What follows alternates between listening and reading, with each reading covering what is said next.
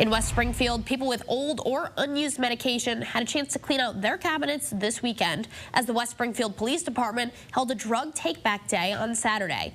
Drug Take-Back Day is an opportunity to have unneeded medication disposed of in an environmentally sound way. And we spoke with the Deputy Director of Communications at the District Attorney's Office, who says that if people can't make it to one of these events, they can still safely dispose of medications year-round. Any day throughout the year, if anyone has unused or unwanted medications, they can drop them off at many drop-off locations at police departments around Hampden County, and we make sure that anyone who comes and drops off medications that they leave with that information. So if they do have anything that they would like to dispose of, they can do that any day throughout the year and not have to wait until October or April.